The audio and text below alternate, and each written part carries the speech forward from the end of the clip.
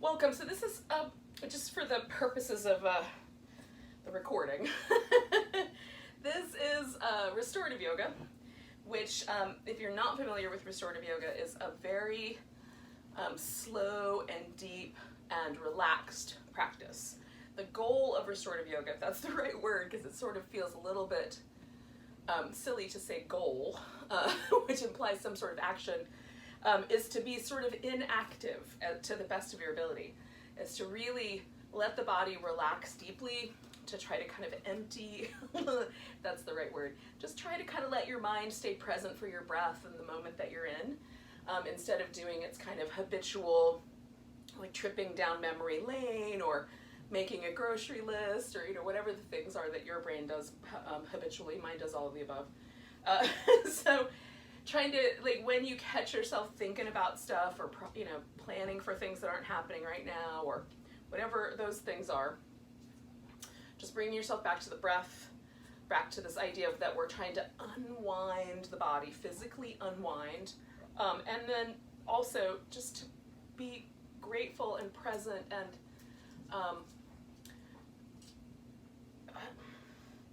just fully in the moment that you're in, whatever that may be. So there might be some environmental distractions which are part of the moment that you're in, but when you're done being distracted by whatever pets or other things, children, whatever things around you, then you just come back to the moment of the pose and the breath, and in the moment that you're in the moment. Mostly we're going to try to just let go and relax. It's a nice practice for the nervous system. So what you'll need for restorative yoga are some things that are kind of make things more comfortable. You don't have to have a lot of props. You can do a lot of the stuff that I'm going to show without any props at all. But if you have some pillows are great. These are specific yoga pillows, but you don't have to have those. A couple of throw pillows or a big blanket folded and rolled up does a really good job. Okay. Try to keep the distractions of things on my mat. Oh, no, that way. Go that way and go lay down. Okay. Oh boy. So in any case, we're going to use the pillows and the blankets and the other soft things just to provide the body with support. So if there's anything that's not touching the ground, or anything that feels a little tender or sore, you want to put enough padding under it that it is able to relax. Okay, so with that in mind, I have a couple of different things. So we're going to do a reclining butterfly pose. So I'm going to create kind of a slope with my props. So I'm going to build up a little bit of height behind it. So I've got these yoga blocks, but if you don't have yoga blocks, some books work really great. You can even use a Tupperware container, put the lid on it, and that can act, or even like a sauce pot would work. But anyway, something that will kind of give you a little bit of firm support, and then put a pillow on it so one end is lower than the other. And you don't have to do that. You can just lay down, lie down on the floor flat. But if you have this, then you can do it this way. And then you can use some support under your knees. So the way that I'm going to do that is I'm going to take this blanket and I'm going to roll it up. And that's going to go underneath my knees, okay? So if you want to, if you're chilly, you can have a blanket that you can cover up with, or you can put down a blanket underneath you if the surface that you're on is a little harder. This one's a little bit soft. I've got some carpet, so we'll be all right. Okay, so the butterfly part of the pose are the feet coming together with the knees open, and then for me, I usually like that support to be under the thigh, so that my legs can relax in this position without a lot of stretchy feeling. We're not really going for a feeling of stretch. That's one of the things I think, so we often equate yoga with stretching, but really yoga is the presence of mind, the being fully in the moment. That's the yoga part. And so everything else is tools to get to that part. So adjust your back so that you're comfortable. Your elbows, if possible, should touch the floor, so that it's easy to relax the arms and shoulders. And then again, anything that's not touching the floor. So when you're in this position, your thighs gently rest on the floor, you'll probably be fine. Mine, there's always like just the tiniest little bit of space there. So just by filling up the space, it makes it more comfortable. Okay. So we're going for the least amount of sensation, but the most amount of relaxation, if we can. And then we stay with the poses for a while. Now, restorative yoga, because it's not particularly spicy, or a lot of sensation, we stay longer even than yin. So in a yin class, we might stay with a pose for 3 to 5 minutes. In restorative yoga, we might stay anywhere between like 5 and 10 minutes, and sometimes longer. So with this guy, because this one leans a little more towards the spicy end, we're going to stay for about another 5 minutes or so here.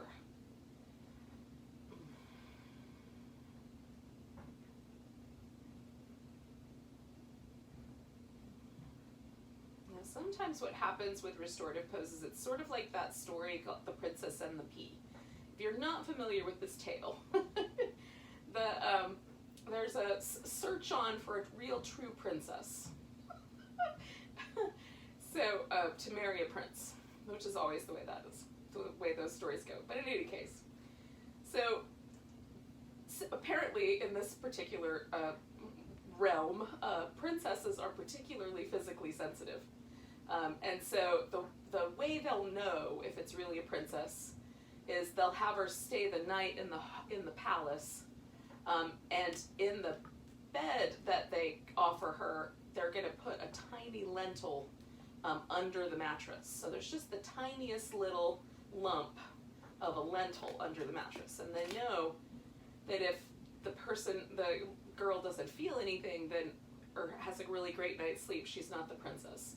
So in any case, the story goes on, the girl comes, lays in the bed, says there's a terrible night's sleep. There was like a boulder in my bed. And so they suspected she was a princess, so they laid another mattress on top. Oh, yep, still a terrible night's sleep, could feel the boulder, another mattress, off it went. Anyway, the way that this story relates to this is that sometimes, like when she first got into bed, the bed was comfortable, right? And then as she lay there, the bed got uncomfortable. And similarly, you might need another mattress on top of the lentil. So if you're realizing that when you're lying in the pose, that you need a little extra support, or it's not as comfortable as it was, or it's like there's a lentil in your bed, then you can add more support and adjust the pose. But mostly, we're going to try to stay still. That was a very long explanation, but thanks for letting me tell it. I've realized recently that some of my references are lost on some folk, so I'm just giving you the background info. Oh.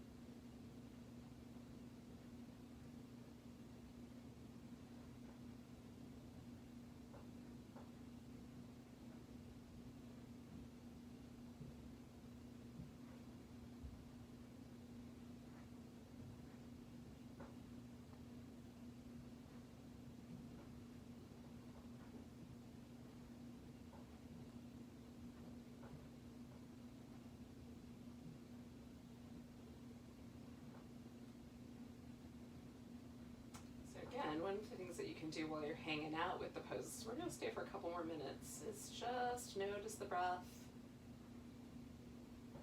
I like to explore, like, can I take a deeper breath? Do I feel the breath in my fingertips or down to my tiptoes? And you can also kind of do little explorations by just noticing different places. So like you could just notice the left lung, for example, while you're breathing. See what happens as the left lung expands. And both lungs are clearly still breathing. You're just focusing all your attention on the left one.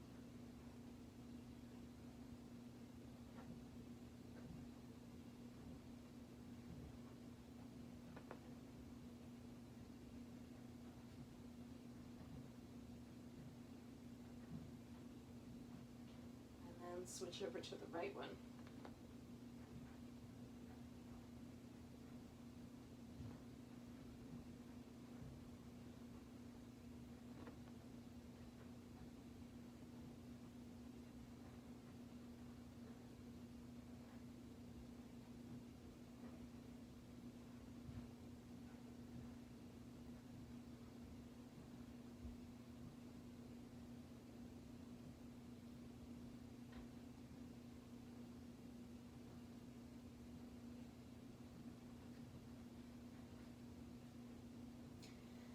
Sometimes I find that kind of an interesting contrast in a way to sort of give myself something to do with my brain.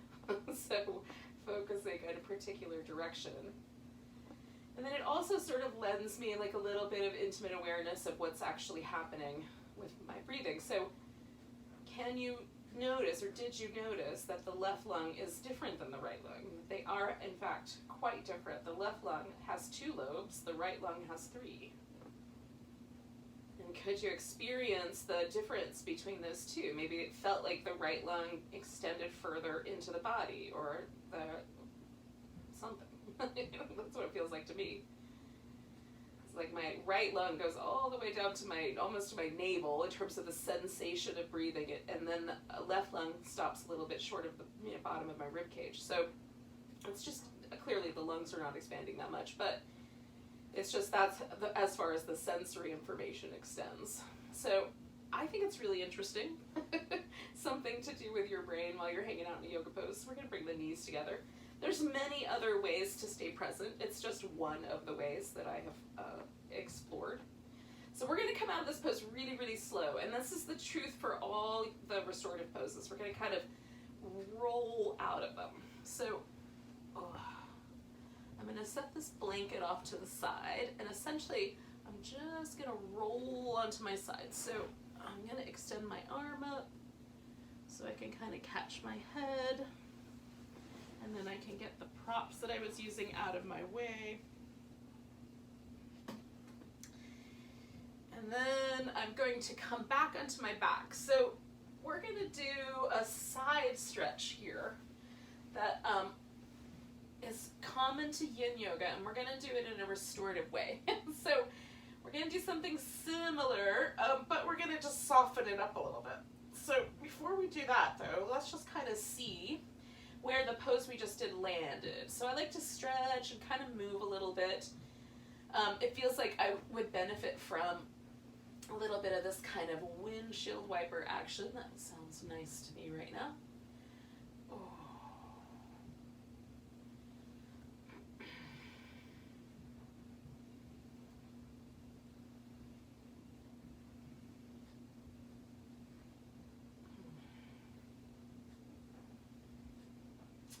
Okay, now to do the banana pose, all you really do is stretch out and curve to one side. Okay, so one side is longer, one side is curling in. So to do this in a way that's a little less spicy, the first thing I'm going to do is just not go particularly far into the shape. Just the hint of that side lengthening is all I need. But I'm also going to support the backs of my knees. So I'm going to take this blanket and put it down so that the backs of my knees are kind of filled in, and that takes a little bit of pressure away. So when I side stretch, all of the tissue on the side of the body is being tugged on, including the IT band. So by adding a little bit of support so the knees slightly bend, it just takes a little bit of pressure off of there, right? So again, I want to do this in a way that's really relaxed. So I'm going to take the shoulders and just kind of let the arms fall open, sort of like a saguaro cactus. Just kind of letting them find a home. Sometimes, like, it might be better to have an arm down lower or up higher. Just trying to find your spot, and then adjust your head so it doesn't feel like there's too much tugging on the neck. All right. We'll take a nice deep breath and we'll just relax into the shape. And we're going to stay for about 4 minutes. Give or take a bit. There's just the slightest bit of change, one side a little longer than the other in the pose. And not so much so that there's a lot of tugging or a lot of resistance. The hips should lay comfortably on the floor, the shoulders should lay comfortably on the floor.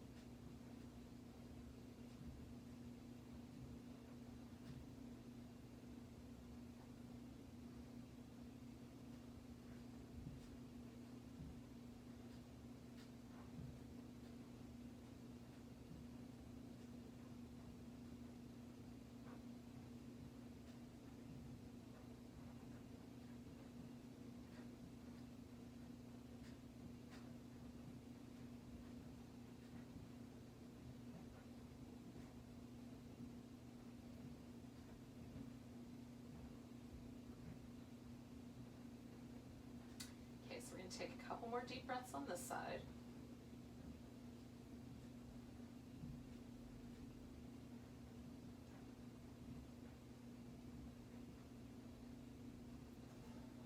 And to back out of this, I'm just going to kind of bend my knees a little bit and then unwind the pose. And again, you can pause for a moment, you can do some little movement. I like to see what happened. Does one side of my body feel a little different than the other, especially when I do a pose that's a little asymmetrical. So in this moment, I would swear to you that my left leg is a little bit longer than the right leg. So even a pose that we do really mildly and very gently can have an impact on the body. And you may not notice an impact, that's okay. I don't know if I'm making it up or if I'm becoming more sensitive to it. I definitely didn't notice these kinds of things for, for a long, long time. But now I do. So you might, if you just begin to pay attention. So as with everything, right, the mind pays attention to certain things. And one of the things that's really interesting to me about practicing something like restorative yoga is it makes us pay attention to more subtle sensations than we're used to. And often, especially if we train for, like, you're a runner or you do kind of rougher, combat kinds of sports, you get used to shutting down some of the sensory data that comes in order to deal with the kind of overwhelm of those activities. They're quite intense on the body, and so we can shut down some of the signals, and not necessarily specifically pain, but just in general, the mind shuts down some of that in order so there's not overwhelm. And so you lose some of the sensitivity to tiny, minute movements in the body. And so as we do a practice like this, we're honing in on sensory data that's coming to the brain from the connective tissue that lives just under the skin and that wraps around the muscle itself. And so it's a different layer of sensation than we might be accustomed to. So just keep paying attention, and you'll find that you begin to get more and more and more sensitive to that. And hopefully your brain will know which way it's supposed to go in the event that you need to shut things down for sports where you get pummeled by someone else. But in any case, I don't know if there's a lot of martial artists, or, well, martial artists perhaps, but maybe not boxers that are up to doing yoga, but maybe. All right, so I'm going to do my other side. So I've started by kind of stretching myself out here, and then I'm just adjusting the support so it goes right underneath my knee. And then once I kind of get myself, so I feel like my side is stretching, then I'm going to adjust the shoulders. And again, I don't want this to be super intense. So if I feel like this side feels really crunchy or tender, I want to back off a little bit. So very gently into this little banana shape. And again, we'll stay for about 4 minutes or so. Just letting the tissue gently assume this shape. And again, what we're actually probably doing is we're not necessarily stretching or the muscle, but what we might be doing is encouraging a little bit of hydration. There might be some other kind of subtle things that are going on. And so the data that's coming back to the brain from all of this sensory nerves that live in the fascia, which are quite a few, it gets interpreted, right? And so what we experience is the interpretation of that sensory data, of feeling a little longer, a little taller, a little smoother, something along that line. It may or may not actually be true.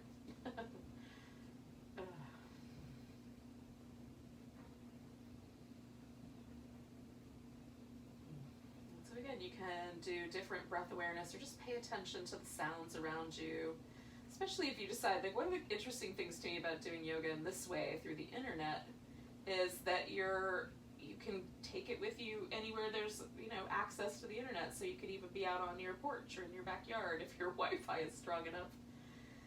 So there might be some really cool opportunity to see, like, the sky, or to listen to birds, or maybe you have your windows open, that sort of thing. Depending on where you are in the world, there'll be different sounds. I like that idea of us all practicing together from our little points on the planet.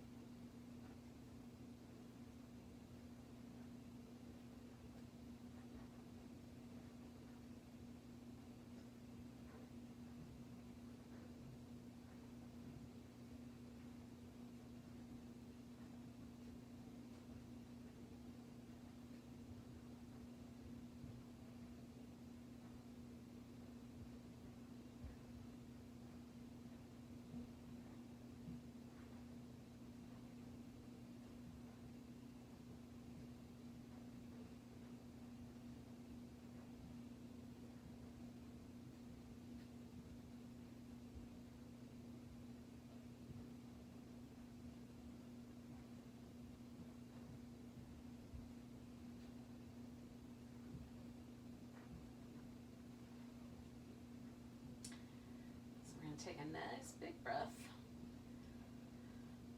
And then you're just going to let yourself unwind from the shape.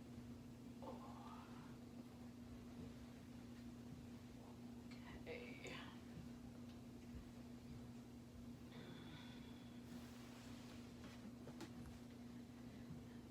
It's kind of fun to see how it went. All right, while we're here, we're gonna do a little back bending pose. And this pose is called mountain stream, or I've also heard it called babbling brook. Okay, so picture in your mind, if you will, the way a stream or a little brook has rocks, right? And so the babbling part comes as the water flows over the rocks. So essentially, we're the water and the props are the rocks. So we've got to create a lift for the chest, and we're going to create a lift under the legs. So the pelvis is going to rest nice and steady on the floor, and there's going to be a relatively safe place for your low back. So it shouldn't feel overwhelming on your low back. The part that's going to be interesting is going to be the lift for the torso.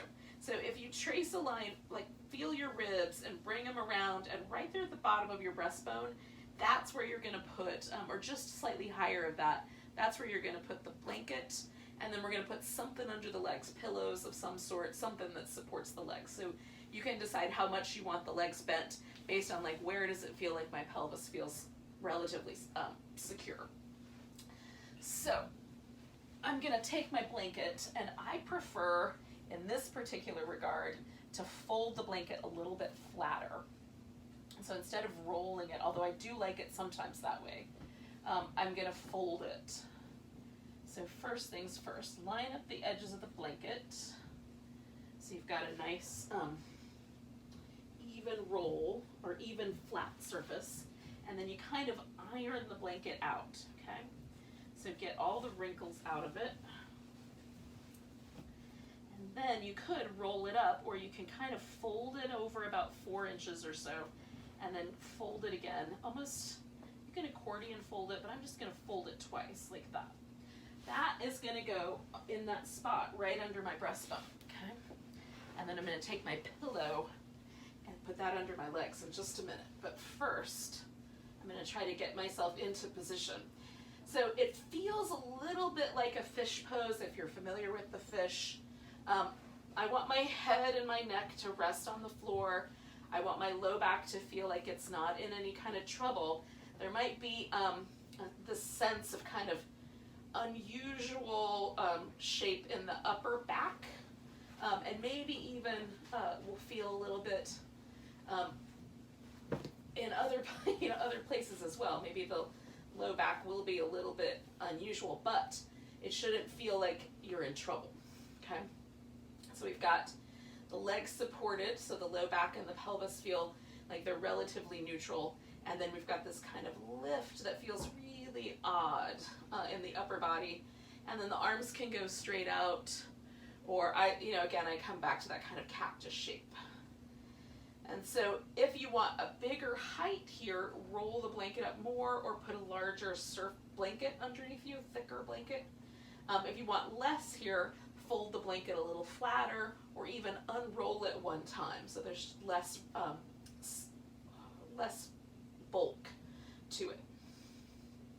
This part of my back is quite sensitive to this shape, so it doesn't take much for me to feel it.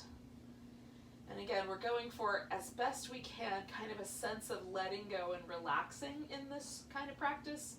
So if it's too intense, the body will kind of grip a little bit with the muscle instead of actually letting go.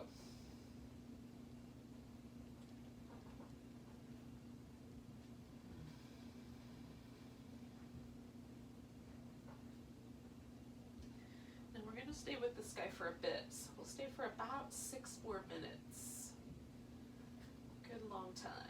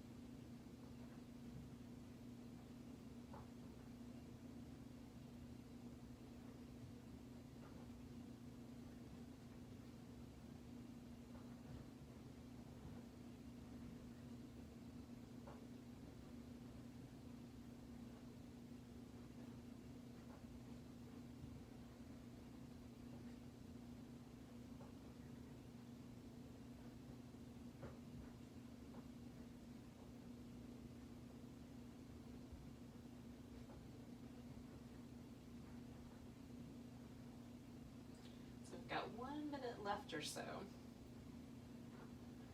So you can come back to kind of a sense of just being present with the breath a little bit more if you drifted away.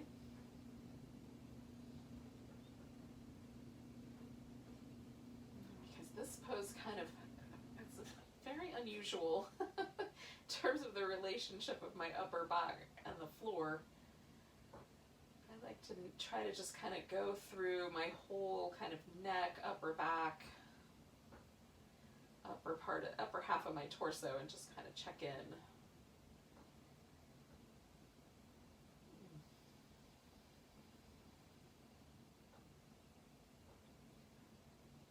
So to get out of this, what we're going to do, I'm going to give it another 2 breaths, and then I'll do this, but we're going to essentially just kind of roll to one side. So you're going to take a couple breaths.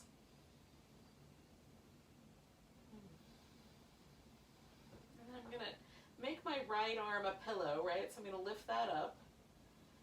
And then with the least amount of effort possible, kind of pushing with my left foot, I'm going to roll myself onto my side. Oh. Lift up just enough to slip the blanket out. And then stay there on the side for a moment. Now you can put a blanket under your head or whatever if you'd rather use that than your arm. Oh. But because that pose is quite dramatic in terms of the way the upper back feels, I like to kind of pause for a second.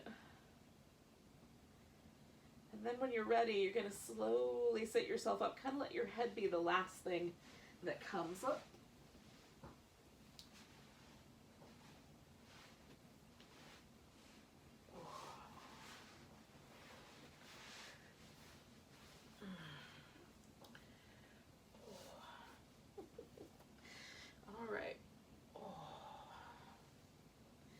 So you could do some little cat-cow kind of movements, just a little back and forth. Feels weird to try to round back. It feels very unusual. Oh, some little washing machine moves, kind of twisty side to side things. So our next pose is going to be a twist. And to do the twist, we're going to do it kind of as a seated pose. So that's one of the poses I think that's kind of unique to restorative yoga, is the seated twist. Not that you couldn't do it in other yoga classes, I just don't see it very often that way. Okay, so I need a couple of props. I need something to go underneath. I need a prop to lay down onto. Now some people, I have seen people who can do this with minimal props, but I need quite a bit. So I have a bigger pillow, I'm going to use that. I find it helpful to put something underneath the hips, like a little blanket under the hips sometimes. Again, depends on how hard the surface is that you're on. And then I often need a blanket to go kind of across my chest so that I fill in this area of my shoulder.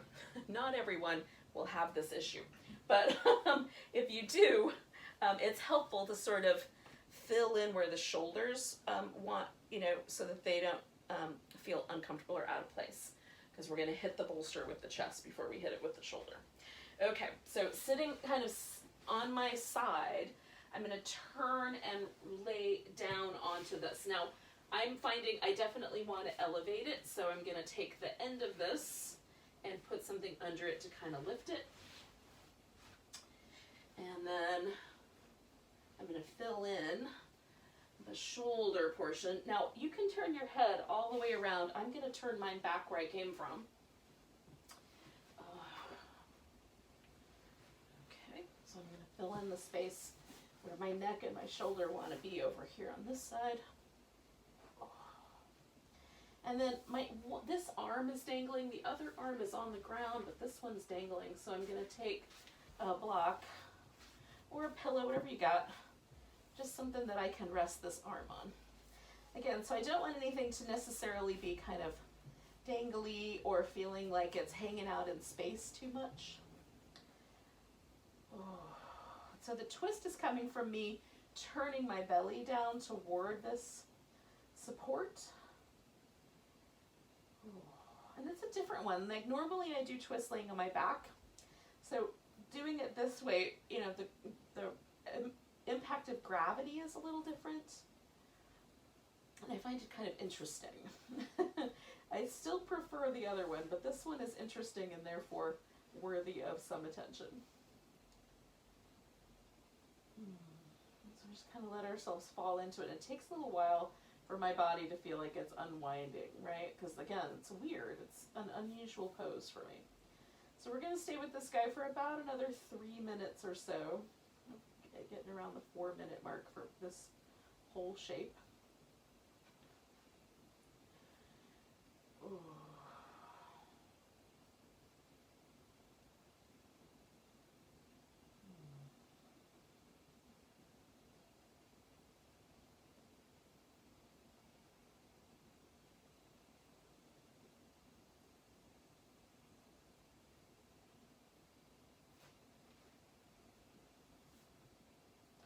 And again, so, some poses need a little bit of adjustment.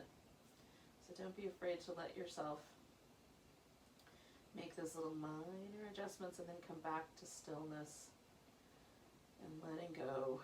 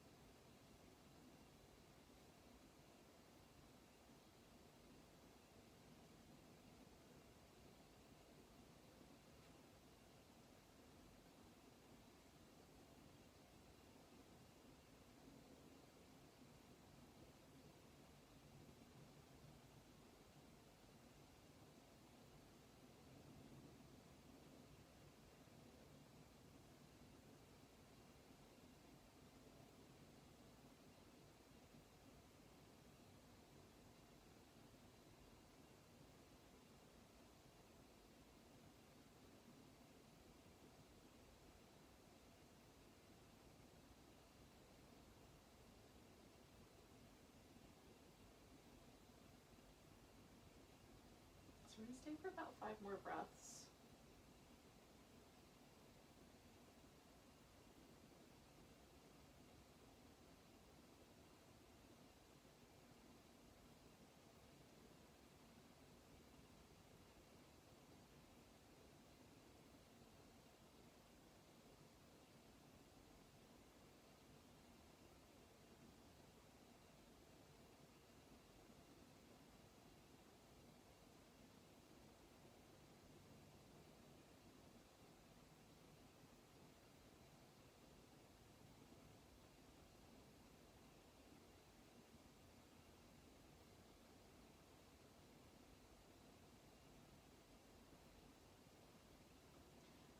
Okie dokie. So to come out of this, I'm going to come out again, just really slowly. So I'm going to straighten out the legs so I can just very slowly push myself up to sitting. And then unwinding might take a second. So we're gonna let ourselves have a little bit of movement, a little bit of play in that kind of unwinding. Now, rather than go right into the other side twist, we're actually gonna stick a pose in the middle here, and then we'll do our other side in a bit. So the pose that we're gonna stick in the middle is a wide angle forward bend. So we're gonna make a V with the legs. And you don't have to get started right away because I'm gonna wait just a little bit longer, but just to show you how I'm gonna set this up. So again, I like to support the backs of my knees because I tend towards kind of hyper extending them or pushing them backwards a little bit. So a little bit of support there is very helpful. Some folks, when they sit with the legs wide, actually the hips kind of lean backwards. And so there's two ways to kind of overcome that. One would be to put a lot of support under the knees so that it sort of corrects for that, or actually to sit on something. So you can sit on a couple of blankets or on a pillow so that the pelvis gets elevated, and then it'll kind of correct itself a little bit. You may also just need to not make the space, this pose is wide. And I like to be a little bit conservative with restorative yoga anyway, so just not quite as wide as my legs would normally want to go. And then we're gonna fold forward with the pelvis to the degree that it folds forward, however much it goes, and then try to let everything relax. So you might need something to lean into, right? So I'm gonna build a little stack of props. But you could also, if you have a chair, you could pull a chair up in front of you and lean into a chair, or if your couch is high enough off the floor, there's enough space, you can kind of slide your legs under it. You could slide the legs under your couch or under the bed and kind of lean in like that. So depending on what room you're practicing in. So I'm just gonna build myself essentially a little Stonehenge of yoga props. So taking a couple of blocks and a pillow, and I might need one more, let's see. But essentially I'm just kind of building up a little space so that when I lean in here, it's really easy for me to lean onto and relax into the prop. So again, we're gonna stay with this guy for about the same amount of time that we're doing these two twists, about 5 minutes all together.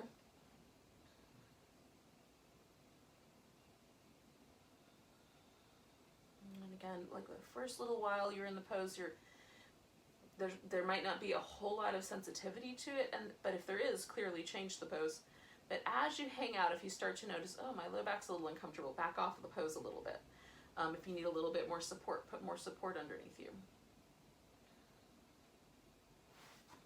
Sometimes for me, it's just a matter of like redirecting where the support is.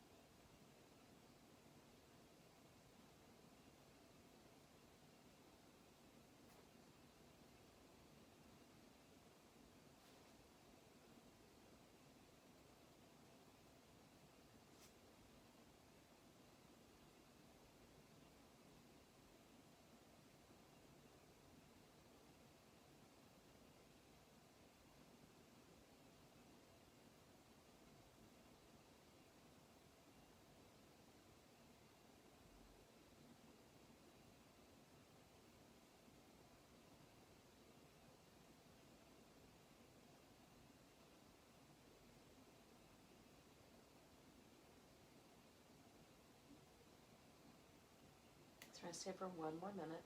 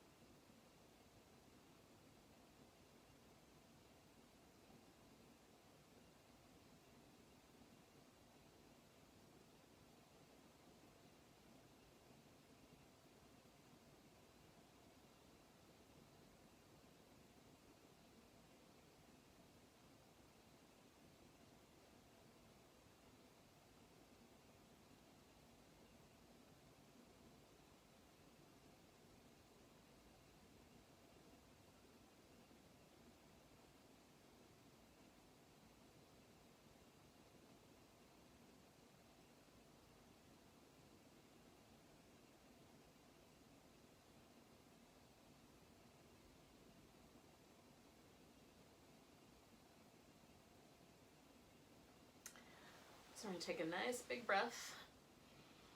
Let go with a sigh. Okay, so we're going to inhale our way up. Kind of get up there with the full inhale.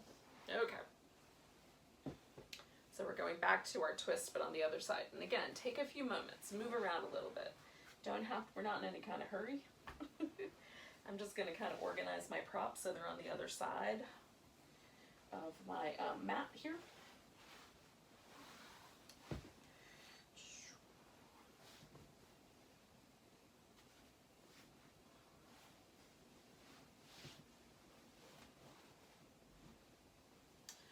And I just kind of wait for that sort of sensation of my body still folding forward to kind of leave my low back. So I don't feel like there's any sort of tugging one way or the other that feels a little uncomfortable.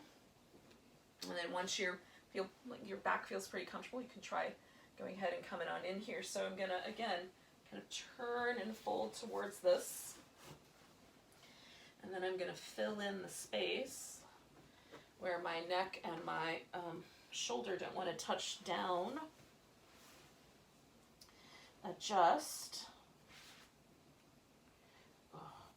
And just make sure both my arms are able to be supported on something.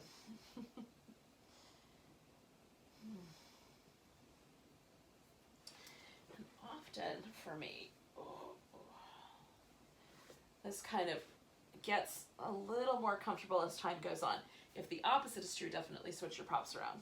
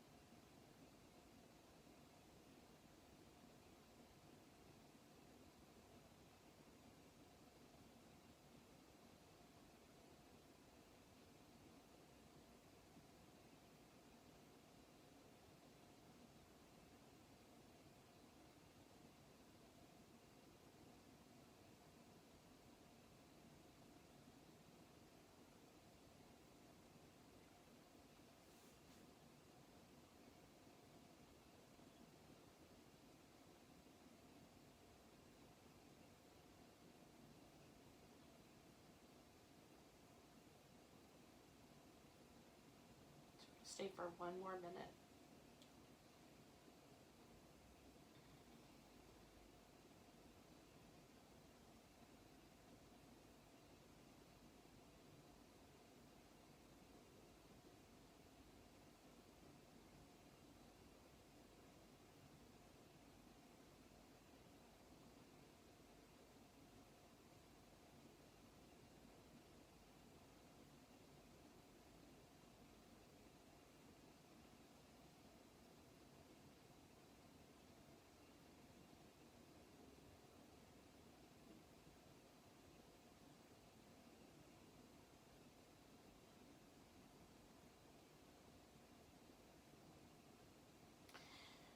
All right, so again, I'm going to come out of this really slow.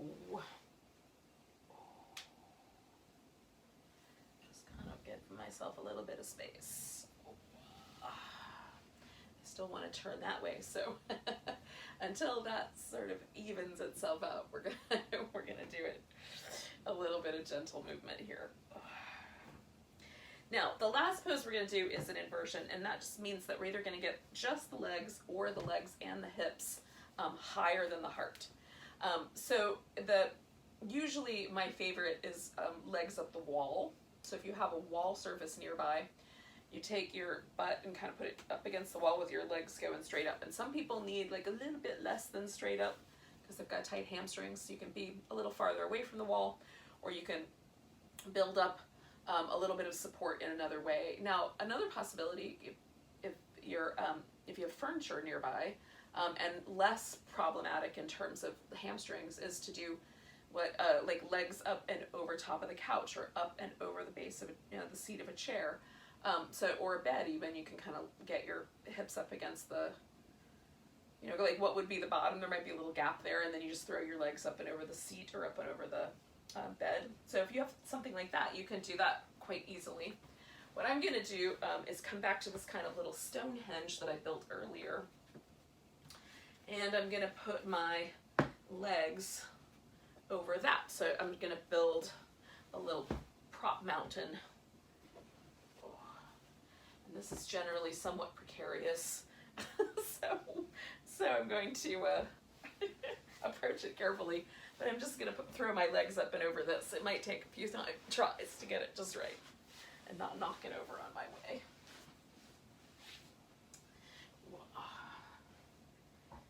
But, that's the idea. So I've got my legs elevated, and then if I want to do the hips, all I have to do to get there is take a folded blanket like this guy and put it underneath the hips. Okay, I'm not going to worry about that today because the structure is somewhat precarious, but you could do it that way, so you have a little bit more of a lift. So anytime we get the legs or the legs and the hips up over the heart, this is a partial inversion when it's just the legs. If you have the legs and your hips, then it's considered a full inversion. And inversions do have a couple of kind of impacts or a couple of little side effects. One is that they tend to lower the blood pressure because the blood is now a little bit easier to get to the heart, right? It doesn't have to work against gravity.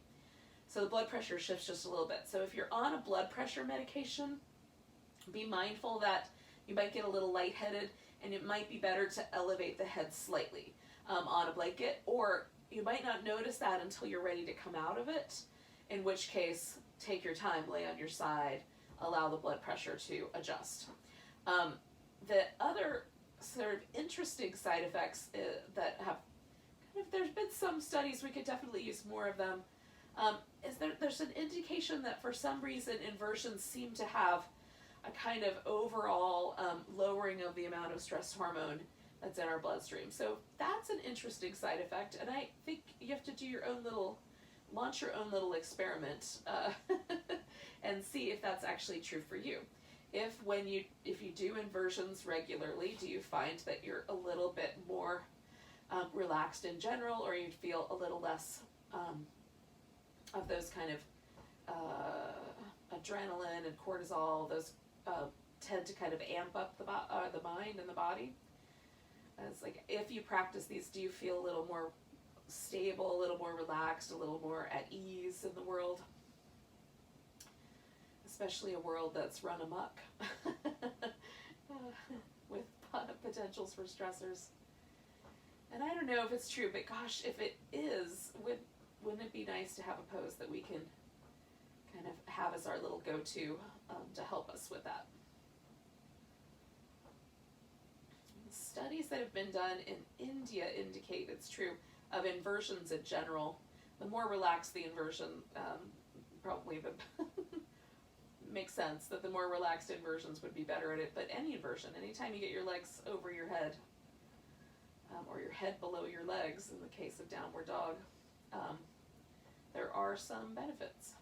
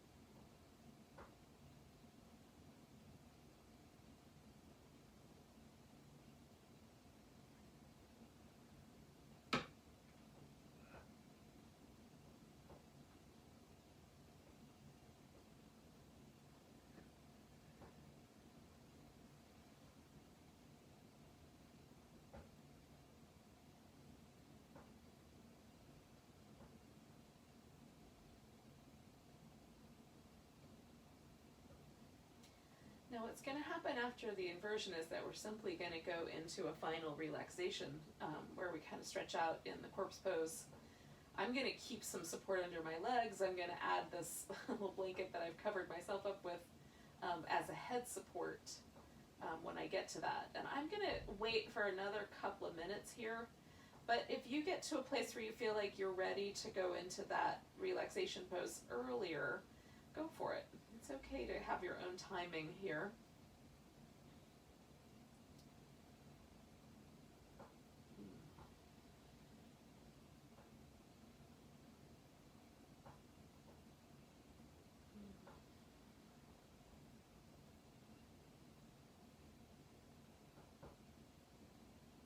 Sometimes I find, because of the blood pressure changes, that like my little toes get cold.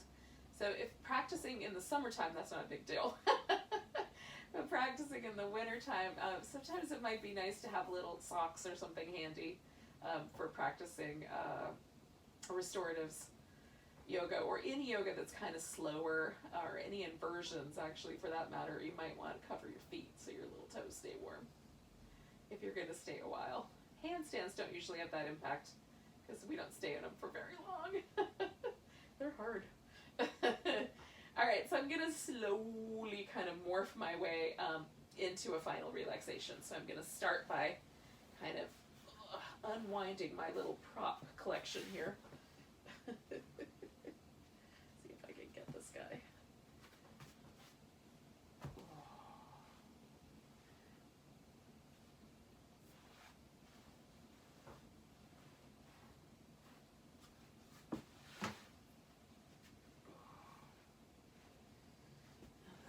Just take one pillow just under the legs.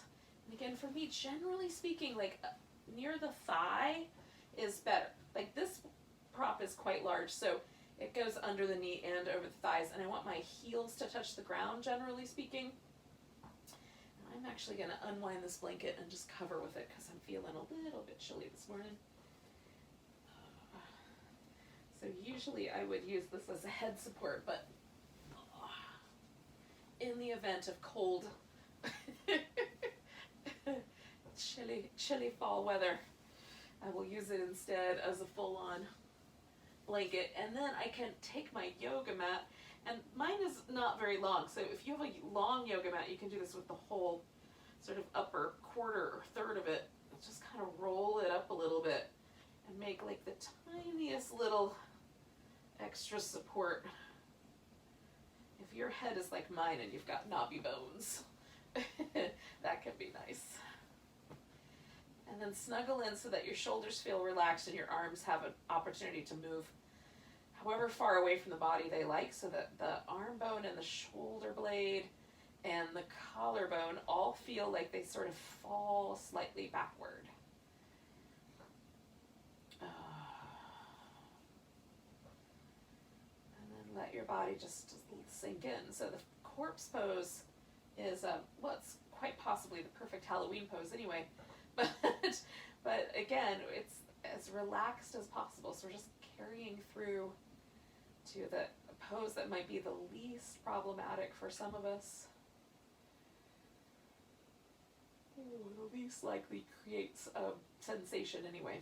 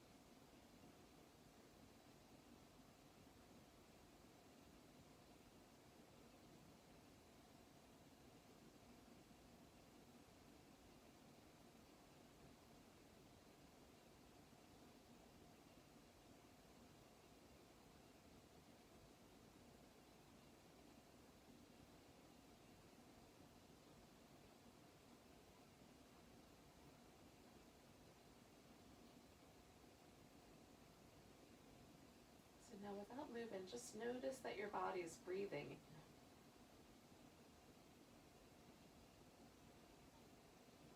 And just follow the breath for a few rounds, kind of feeling how the inhale moves into and deeper towards the legs.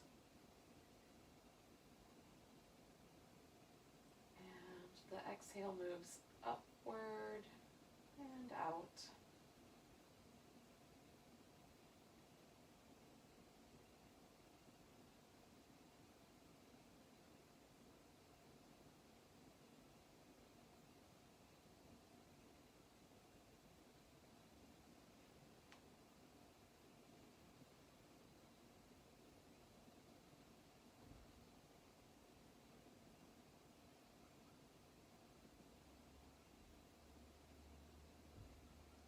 I just try to take like deeper breaths for a few rounds, try to see if I can feel the breath all the way down to my tiptoes.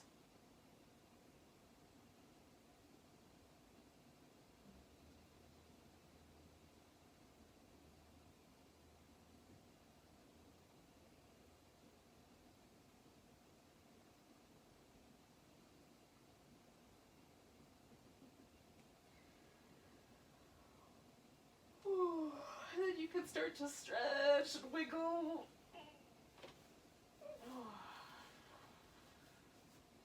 Get yourself moving again. So, again, we're not necessarily in a hurry, but when you're ready, after however much back massaging feels good to you, you can roll over to your side and hang out there for a couple breaths. And then eventually push yourself all the way up to a seated position.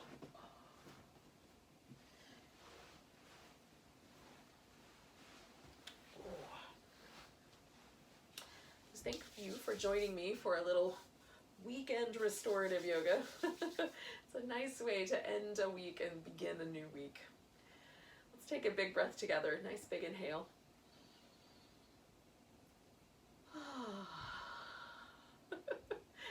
Welcome to the rest of your day. Namaste.